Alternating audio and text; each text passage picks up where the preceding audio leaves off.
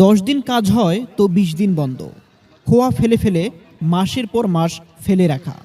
দীর্ঘদিন পর কাজ শুরু হলেও উলিপুরের সড়ক নির্মাণে শুরু হয়েছে নিম্নমানের কাজের মহা উৎসব। বলছিলাম কুড়িগ্রামের উলিপুর উপজেলার তেঁতুলতলা বাজার থেকে জুম্মাহাট বাজারগামী গুরুত্বপূর্ণ সড়কটির কথা।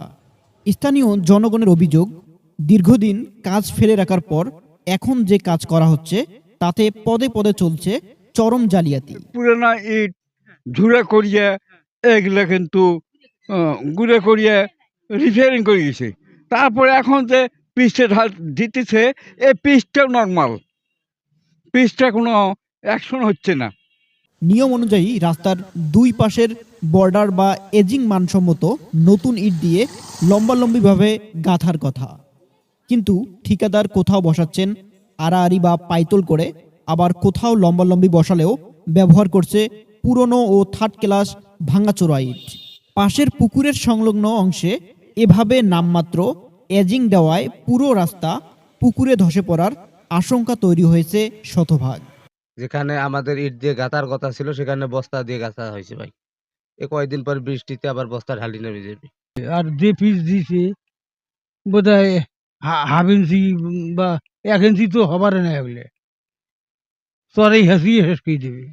নিম্নমানের খোয়া বা থার্ড ক্লাস বিটুমিন বা তেল ব্যবহার করায় কাজ হতে না হতেই পা কিংবা গাড়ির চাপেই উঠে যাচ্ছে পিচ। এক পাশে কাজ হতে না হতেই অপর পাশে পাশ দিয়ে গাড়ি গেলে ভেঙে চুরমার হয়ে যাচ্ছে নতুন রাস্তা। মাসের পর মাস মানুষকে চরম দুর্ভোগে ফেলে রেখে এখন শেষ সময়ে এসে এমন হরিলুট আর নিম্নমানের কাজ কোনোভাবেই মেনে নিচ্ছেন না স্থানীয়রা। এই অনিয়মের প্রতিবাদে ফুঁসে উঠেছে তেঁতুলতলা ও জুম্মাহাট এলাকার সাধারণ জনগণ।